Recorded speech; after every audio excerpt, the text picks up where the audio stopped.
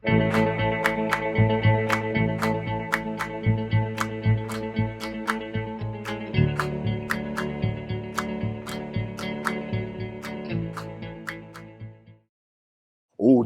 tout début, j'étais journaliste sportif. Et puis, j'ai fait un peu de tout.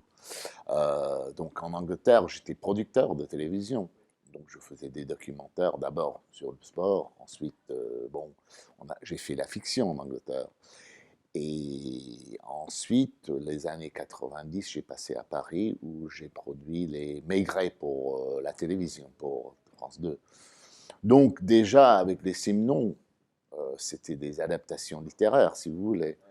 Et pendant ce temps, j'ai rencontré, à la fin, début de ce siècle, j'ai rencontré Manu Riche, le réalisateur de Problemski Hotel, et on a fait ensemble un documentaire que j'ai écrit, que lui a réalisé sur la vie de Simon. C'était pour le centenaire de Simon, c'était en 2003. Donc c'est notre début ensemble comme travail. Et même à cette époque-là, quand on travaillait la biographie de Simon, qu'on faisait en documentaire plus ou moins classique, euh, j'étais à Bruxelles pour le faire. Et le livre de Dimitri est sorti à peu près à ce moment-là, 2005.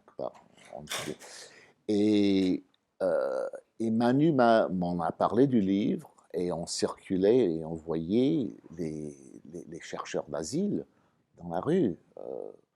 Et il a commencé, donc on a commencé, même à ce moment-là, il y a 10-12 ans, à parler du sujet d'abord. Et puis, au début, j'ai lu le livre et j'ai dit à Manu, c'est inadaptable. Mais petit à petit, Manu a insisté. Donc, goût, pas goût, non, j'étais contre au début. Et pas contre le livre, c'est un livre très fort. Mais je me dis, c'est parce que c'est un livre, une série de tableaux, plus ou moins. Le roman lui-même de Verhulst euh, est très intériorisé. Donc il prend à peu près 6 ou 8 personnages, il voit le monde de leur point de vue. Alors il n'y a rien de moins cinématique, il n'y a rien. Mais bon, petit à petit, en discutant avec Manu, et on a eu une façon assez curieuse de travailler ensemble, c'est-à-dire qu'on essayait de créer des séquences avec, sans voix off, bon, comment raconter tout ça. Et petit à petit, ça a évolué. Ça a évolué. Et on a fait une vingtaine de drafts. On a fait une vingtaine. Mais bon, voilà. Il y a plusieurs étapes. Il y avait l'étape plus ou moins littéraire, où on a écrit, on a écrit, on a écrit, on a essayé sans voix off, avec une voix de narration, tout ça.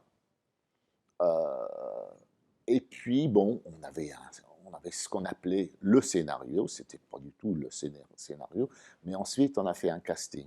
Et c'est à partir du casting qu'on a vraiment adapté notre premier scénario. Et c'est à force de travailler avec les comédiens. Personnellement, quand j'étais journaliste de sport, j'étais enseignant d'abord. Au début, j'enseignais la poésie française du 19e siècle dans les universités en Angleterre. Et puis j'ai arrêté pour faire journaliste de sport. Et à ce moment-là, pour garder mon français un peu, je lisais un Simon par semaine. Parce que sinon, vous savez, il a écrit quand même 225 livres, dont 72 Maigret. Donc, c'est très facile, c'est agréable à lire sinon. C'est assez simple, on n'est pas toujours à chercher le dictionnaire, mais bon voilà. Donc pour maintenir mon français, j'ai lu Simon. Donc j'ai lu tout Simon d'abord. Voilà, c'est ça. Et donc quand on a commencé les Maigret, évidemment, j'avais oui, j'avais un point de vue sur la séquence des romans qu'il fallait faire pour introduire le personnage. Parce que bon, l'assistance télé en France, en Belgique, en Suisse, connaissait déjà le personnage de Maigret d'après d'autres adaptations, surtout de Jean Richard à la télévision. Mais la nouvelle génération ne connaissait pas du tout. Donc il fallait, bon, voilà. Et peut-être, on va relancer le personnage, peut-être. Voilà. Il faut dire que ce n'est pas toujours les plus beaux romans qui font les plus beaux films. Des fois, c'est l'inverse.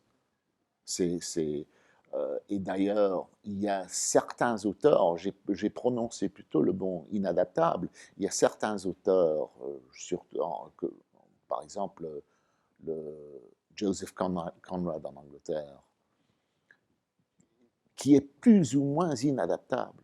Et tellement de cinéastes vraiment se sont cassés la gueule devant Conrad.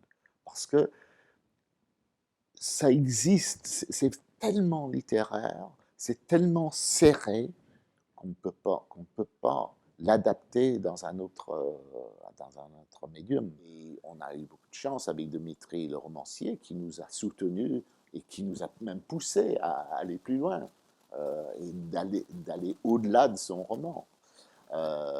Mais il faut dire que la façon où Manu a réalisé le film, c'était aussi en improvisant avec les comédiens. Donc, même le scénario tel que je l'ai écrit, on ne l'a pas tourné. On a tourné parce que Manu a une façon, il veut capturer le film. Il veut que ça se passe devant la caméra, ça se passe plus ou moins spontanément. Et il n'aime pas, il est sur moi, je suis plutôt classique dans ce que je fais. Et j'écris pour le chant contre chant, mais pas pour Manu. Vous verrez dans Problemski, non, c'est pas ça du tout qu'il fait. Ça passe devant la caméra, c'est un événement qu'il saisit de façon plus ou moins documentaire.